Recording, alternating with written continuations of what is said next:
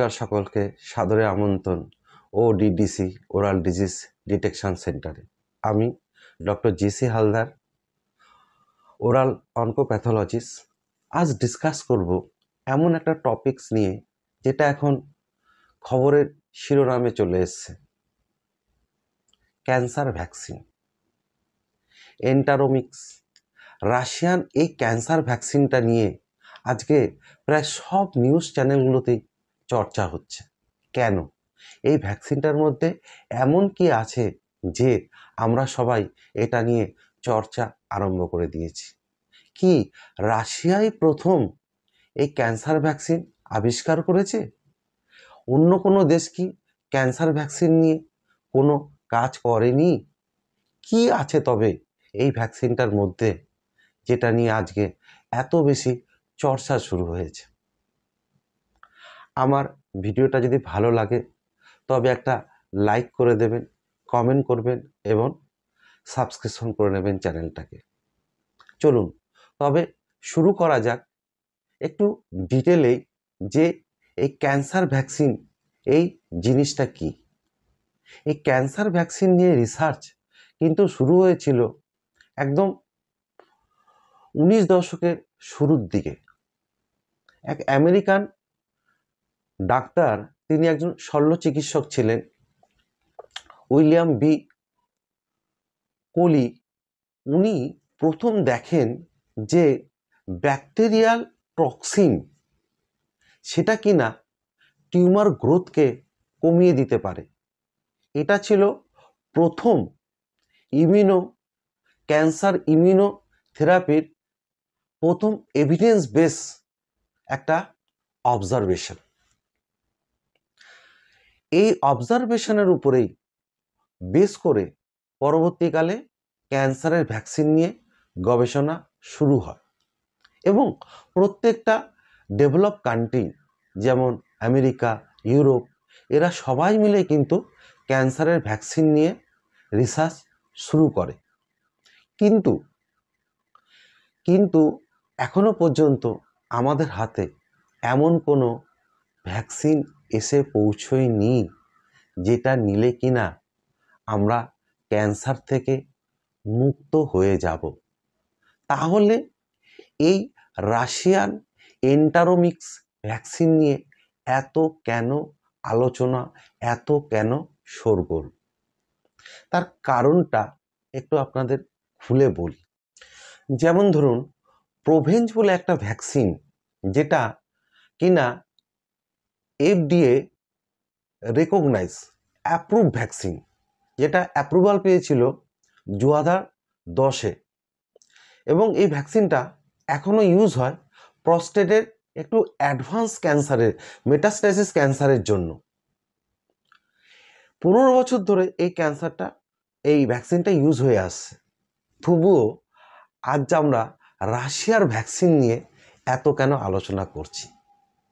তার কারণ হচ্ছে, রাশিয়া ক্লেম করেছে যে ওনাদের যে এন্টারোমিক্স ভ্যাকসিন সেটা নাকি 100% এফিকেসি শো করছে এবং যার সাইড এফেক্ট অতি নগণ্য। বাদবাকি যে কটা ভ্যাকসিন, ক্যান্সারের ভ্যাকসিন এখন পর্যন্ত আছে, সেগুলোর কিন্তু এফিকেসি অত ভালো নয় এবং তার ম্যানুফ্যাকচার কস্ট কিন্তু অনেকখানি বেশি। রাশিয়া এটা বলেছে যে এই ভ্যাকসিনটা ওরা আগামী বছরেই নাকি ফ্রিতে সবাইকে দেবে। তার মানে এটা বোঝা যাচ্ছে রাশিয়া এন্টারোমিক্স ভ্যাকসিনটা ম্যানুফ্যাকচার করার যে কস্ট, সেই কস্টটা অনেকখানি কমিয়ে আনতে পেরেছে। তবেই তো দেশের প্রত্যেকটা লোককে এই ভ্যাকসিনটা ফ্রিতে দেওয়ার মতন অঙ্গীকার করছে। আপনারা যদি ক্যান্সার ভ্যাকসিনের ইতিহাস একটু গভীরে জানতে চান, তবে এই আর্টিকেলটা, যেটা জানুয়ারি মাসে 2025-এ পাবলিশ হয়েছে, cancer vaccine platform and current progress, অবশ্যই এই আর্টিকেলটা আপনারা একটুখানি পড়বেন। তাহলে ক্যান্সার ভ্যাকসিনের অনেকগুলো ইতিহাস সম্পর্কে বা কি করে ডেভেলপ হয়েছে স্টেজ বাই স্টেজ সেটা আপনারা জানতে পারবেন। এবার আসি, ভ্যাকসিন এই দু প্রকারের হয়। একটা হচ্ছে কি না প্রিভেন্টিভ, মানে রোগটাকে প্রতিরোধ করে। আরেকটা হচ্ছে কি না থেরাপিউটিক, মানে রোগটাকে সারায়। কীরকম ধরুন আমি একটু এক্সাম্পল দিই। ধরুন হেপাটাইটিস বি ভ্যাকসিন, এটা আমরা সবাই এখন প্রায় জানি যে হেপাটাইটিস বি ভাইরাসের জন্য এই ভ্যাকসিনটা দেওয়া হয়। এবং এই হেপাটাইটিস বি ভাইরাস যেমন হেপাটাইটিস করে, তেমনি এই ভাইরাসটা লিভারেরও ক্যান্সার করে। এই লিভার ক্যান্সারটাকে প্রতিরোধ করার জন্য হেপাটাইটিস বি ভ্যাকসিন দেওয়া হয়। এই ভ্যাকসিনটা হচ্ছে কি যে একটা প্রিভেন্টিভ ভ্যাকসিন। কিন্তু এন্টারোমিক্স যে ভ্যাকসিনটা রাশিয়া আবিষ্কার করেছে, এটা হচ্ছে একটা থেরাপিউটিক ভ্যাকসিন। মানেটা কীরকম হলো, যে লোকটার ক্যান্সার হয়েছে তাকেই আমরা এই ভ্যাকসিনটা দেব।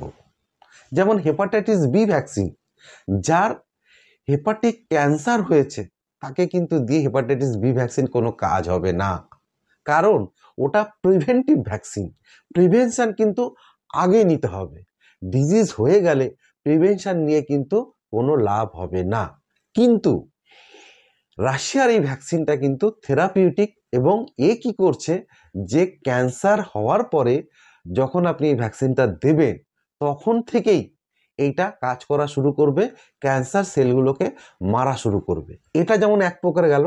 আরেক প্রকার কি হবে, এই যে ভ্যাকসিনটা, সেই ভ্যাকসিনটা যদি এই সেম ক্যান্সারটাই আবার আমাদের শরীরে ফিরে আসে, যেটাকে রেকারেন্সি অফ ম্যালিগনেন্সি বলা হয়, তাকেও কিন্তু প্রতিরোধ করবে। কি করে, যে তার ইমিউনো সিস্টেমকে ডেভেলপ করে। অতএব এই ভ্যাকসিনটা দুভাবেই কাজ করবে। এবার আপনাদের বলি এই এন্টারোমিক্স ভ্যাকসিনটা কিভাবে তৈরি করা হয় এবং এটা কিভাবে কাজ করে। অ্যাকচুয়ালি এই ভ্যাকসিনটা হচ্ছে পার্সোনালাইজ এমআরএনএ ভ্যাকসিন। পার্সোনালাইজ মানে কি? পার্সোনালাইজ মানে যে এই ভ্যাকসিনটা প্রত্যেকটা ইন্ডিভিজুয়ালের জন্য আলাদা আলাদা করে তৈরি করা হয়। ব্যাপারটা কীরকম হলো, ধরুন একটা জায়গাতে আপনার দেখা গেল যে 50 জনের একটা কোনো পার্টিকুলার ক্যান্সার হয়েছে, একটা পার্টিকুলার ক্যান্সার। আমরা কি করব, এই 50টা লোকের জন্য 50টা ভ্যাকসিন তৈরি করব। এই 50টা ভ্যাকসিন কিন্তু আলাদা, এক ভ্যাকসিন নয়। এটাকে বলা হয় পার্সোনালাইজ ভ্যাকসিন। যেমন হেপাটাইটিস বি ভ্যাকসিন, এটা কিন্তু পার্সোনালাইজ ভ্যাকসিন নয়। হেপাটাইটিস বি ভ্যাকসিন যে কোনো লোক নিতে পারে, কিন্তু এন্টারোমিক্স ভ্যাকসিনটা হচ্ছে পার্সোনালাইজ ভ্যাকসিন, এবং এটা তৈরি করা হয় এমআরএনএ। এমআরএনএ হচ্ছে কি? এমআরএনএ হচ্ছে মেসেঞ্জার আরএনএ। এই মেসেঞ্জার আরএনএ বলতে গেলে আমাদের একটু পেছনে যেতে হবে। কীরকম, ধরুন আমরা তো সবাই প্রায় এখন জানি যে আমাদের শরীরে কোষ, যাকে সেল বলা হয়, সেই সেলের মধ্যে থাকে নিউক্লিয়াস। সেই নিউক্লিয়াসের মধ্যে আমাদের থাকে জেনেটিক মেটেরিয়ালস। সেই জেনেটিক মেটেরিয়ালস কি? DNA, deoxy ribo nucleic acid. DNA হচ্ছে কি একটা ডাবল হেলিক্যাল স্ট্রাকচার। এই ডিএনএ থেকে তৈরি হয় কি আরএনএ। আরএনএ কি? Ribo nucleic acid. এই ডিএনএ থেকে যখন আরএনএ তৈরি হলো, এবং আরএনএ কি তৈরি করবে? আরএনএ তৈরি করবে প্রোটিন। আলটিমেটলি আমাদের শরীরে যে কাজগুলো হয় সেই কাজগুলো কিন্তু প্রোটিনই করে। এই যে বলা হয় না যে আমাদের প্রোটিন ঠিক করে নিতে হবে, তার কারণটা কি? একটুখানি ধরুন আপনাদেরকে যদি একটা উদাহরণ দিয়ে বলি আমি, যেমন ধরুন আপনি একটা গাড়ি চালাচ্ছেন, তাহলে গাড়ি চালাবার জন্য গাড়িতে ফুয়েল দরকার হয়, পেট্রোল দরকার হয়। এই পেট্রোলটা হচ্ছে ধরুন কার্বোহাইড্রেট, আমরা যে কার্বোহাইড্রেট খাই, সেই কার্বোহাইড্রেট কি করে, আমাদের প্রত্যেকটা সেলকে চলার জন্য এনার্জি যোগায়। আর এই গাড়ির মধ্যে যে ড্রাইভার বসে আছে, সে ড্রাইভার কি করছে, সেই ড্রাইভার করছে কি, গাড়িটাকে ঠিকভাবে তার গন্তব্যস্থলে পৌঁছে দিচ্ছে, কারোর সঙ্গে কোনো রকম দুর্ঘটনা ছাড়া।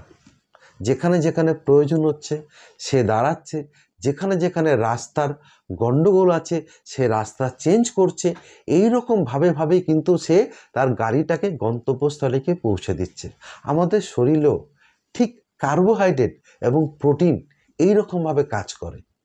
কার্বোহাইড্রেট আপনার এনার্জি যোগাবে, সেলটা সক্ষম থাকার জন্য, সেলের ফাংশন করার জন্য। এবং এই প্রোটিন যাবতীয় কর্মকাণ্ড, যে কোনো ধরনের কর্মকাণ্ড, ধরুন কি বলবো, এই যে আমি একটা কথা বলছি, ঠিক আছে, আমার কথা বলার জন্য অনবরত হয়তো আমার মুখের মধ্যে যেই থুতুর বা সালাইভা সিক্রেশন হচ্ছে, এই সালাইভা সিক্রেশন হওয়ার জন্য যেই প্রোটিনগুলো আছে, সেই প্রোটিনগুলোকে তৈরি করা এবং সেই প্রোটিনগুলোকে রেগুলার করার দায়িত্ব যদি না সামাল দেয়, তাহলে কিন্তু আমার এই কথা বলার জন্য যে সালাইভার প্রয়োজন হয়, সেই সালাইভাটা কিন্তু বের হবে না। এই এমআরএনএটাকে আমরা কালেক্ট করব যে প্রত্যেকটা লোকের যে পার্টিকুলার ক্যান্সারটা হয়েছে সেই ক্যান্সারের টিস্যু থেকে, যেটাকে বলা হয় ডাক্তারি ভাষায় বায়োপসি। আমরা ওখান থেকে একটু টিস্যু নেব, সেই টিস্যু নিয়ে আমরা ওখানকার যে সেল আছে সেই সেলের জেনেটিক অ্যানালিসিস আমরা করব। জেনেটিক অ্যানালিসিস করলে আমরা কি পাবো, যে এই যে সেলটা, এই সেলটার মধ্যে কোনো একটা বা কয়েকটা জিন, যেই জিনগুলো নর্মাল সেলের থেকে কিন্তু পরিবর্তন হয়ে গেছে। এই যে জিনগুলো যে পরিবর্তন হয়েছে, সেই কিন্তু এই ক্যান্সারের যে কর্মকাণ্ড, মানে যে ওখানে যে সেলগুলো অনবরত বেড়ে যাচ্ছে এবং এই সেলগুলো যে নর্মাল সেলগুলোকে আমাদের মেরে ফেলছে, এই কাণ্ড কারখানা যে ঘটাচ্ছে, সেই ঘটাবার জন্য কিন্তু দায়ী এই পার্টিকুলার কয়েকটা জিন। এবার এই জিনগুলো কি করে, এই জিনগুলো করে কি, এই জিনগুলো হচ্ছে প্রোটিন তৈরি করে। প্রোটিনগুলো আইডেন্টিফাই করে তার এগেনস্টে আমরা বানাবো কি, আমরা একটা এমআরএনএ চেন বানাবো। যে এমআরএনএটা নর্মালি আমি কি বলেছিলাম, ডিএনএ থেকে এমআরএনএ তৈরি হয়। এই এমআরএনএ আমরা ল্যাবে এই এমআরএনএ তৈরি করতে পারি। ডিএনএ যেসব জিনিসগুলো দিয়ে তৈরি হয়, পিউরিন এবং পাইরিমিডিন বেস থাকে, অ্যাডিনিন, গুয়ানিন, সাইটোসিন, থাইমিন, ইউরাসিন, এই যে বেসগুলো থাকে, এই বেসগুলো দিয়ে আমরা ল্যাবরেটরিতে আমরা এমআরএনএ চেন বা একটা এমআরএনএ আমরা তৈরি করতে পারি। এবং এই কাজটা একটা সময় অনেক সময় লাগতো। আজকে এই কাজটা অনেক তাড়াতাড়ি করতে পারি, কারণ আর্টিফিশিয়াল ইন্টেলিজেন্সের জন্য। অতএব টেকনোলজি এবং সায়েন্স এই দুটোর যে এই শতাব্দীতে যে একটা সাংঘাতিক মেলবন্ধন হয়েছে, এই মেলবন্ধনের কিন্তু কারণস্বরূপই কিন্তু এত তাড়াতাড়ি আমরা একটা ভ্যাকসিনকে এখন তৈরি করতে পারছি। এই সেম টেকনোলজি কিন্তু কোভিডের ভ্যাকসিনের সময় কিন্তু আমরা ইউজ করেছিলাম। ফলে আমরা কোভিড ভ্যাকসিন আমরা কিন্তু খুব অল্প সময়ের মধ্যেই তৈরি করতে পেরেছিলাম। এই পার্সোনালাইজ এমআরএনএটাকে ঢোকানো হয় 4টে ভাইরাসের মধ্যে এন্টারোমিক্স ভ্যাকসিনটা তৈরি করার জন্য। এই ভাইরাসগুলো আমাদের দেহের সেলের মধ্যে এমআরএনএটাকে নিয়ে যাওয়ার জন্য সাহায্য করে। এরা আমাদের দেহে কোনো রকম রোগ তৈরি করতে পারে না, এদেরকে বলা হয় ভেক্টর। যেই মুহূর্তে এমআরএনএটা আমাদের শরীরের কোষের মধ্যে বা সেলের মধ্যে ঢুকে গেল, সেই মুহূর্তেই আমাদের দেহের যেই ইমিউন সিস্টেম ছিল, যে কিনা ক্যান্সার সেলগুলোকে খুঁজে পাচ্ছিল না, নষ্ট করতে পারছিল না, এবার সেই ইমিউন সিস্টেমই কিন্তু ক্যান্সার সেলগুলোকে খুঁজে বের করবে এবং তাদেরকে ডিস্ট্রয় করবে। এইভাবে এন্টারোমিক্স ভ্যাকসিন আমাদের ইমিউন সিস্টেমকে ট্রেন করে, যাতে আমাদের ইমিউন সিস্টেম এই ক্যান্সার সেলগুলোকে খুঁজে বের করতে পারে এবং একে ধ্বংস করতে পারে। ভ্যাকসিনটা ডেভেলপ করা হয়েছে কোলোরেক্টাল ক্যান্সারের জন্য। এখন পর্যন্ত ট্রায়াল 1 ক্লিনিক্যাল ফেজে 48টা কোলোরেক্টাল ক্যান্সারের পেশেন্টকে এই ভ্যাকসিনটা প্রয়োগ করা হয়েছে এবং প্রতিটা পেশেন্টেরই 100% এফিকেসি দেখা গেছে। প্রত্যেকটা পেশেন্টের ইমিউনিটি ডেভেলপ করেছে। ক্যান্সারের সাইজ মানে টিউমারের সাইজ 68 থেকে 80%-এর মতন ক্যান্সারের সাইজ কমে এসছে, বা সেই ক্যান্সারটাকে ফার্দার বাড়তে দেয়নি এবং এর সাইড এফেক্ট খুবই কম। অর্থাৎ কি না, আমরা যে ট্র্যাডিশনাল যে ক্যান্সারের চিকিৎসা এখন পর্যন্ত আছে, সার্জারি, রেডিয়েশন বা কেমোথেরাপি, তার সঙ্গে যদি একে কম্পেয়ার করি তো দেখা যাবে হাজারো গুণে এই ভ্যাকসিনটা এফেক্টিভ। কেমোথেরাপি এবং রেডিওথেরাপির অ্যাডভার্স এফেক্টের জন্যই দেখা যায় বহু পেশেন্ট মারা যায়। আরেকটা কথা, খুবই একটা ইম্পর্টেন্ট কথা, যেটা হচ্ছে রেকারেন্সি অফ ক্যান্সার। একবার ক্যান্সারকে চিকিৎসা করার পরে আবারও বহু ক্ষেত্রে দেখা যায় যে সেই ক্যান্সারটা সেই দেহতে ফিরে আসছে। সেই রেকারেন্সি অফ ক্যান্সারের সময় কিন্তু এই ট্র্যাডিশনাল চিকিৎসাগুলো তেমনভাবে কাজ করে না, কিন্তু এই ভ্যাকসিনটা দেখা যাচ্ছে রেকারেন্সি অফ ক্যান্সারের ক্ষেত্রেও কিন্তু খুব ভালো কাজ করবে। আগামী দিন এমনই আসছে যে ক্যান্সারটা একটা যে কোনো আলসারের মতনই ওষুধ খেলেই ঠিক হয়ে যাবে। রাশিয়ার এই ভ্যাকসিন আমাদের সেই আশার আলোয় জাগাচ্ছে এবং এর দাম খুবই কম হতে চলেছে, কারণ যেহেতু রাশিয়া এটা অ্যানাউন্স করেছে যে এই ভ্যাকসিনটা তারা সবাইকেই বিনা পয়সায় দিতে পারবে।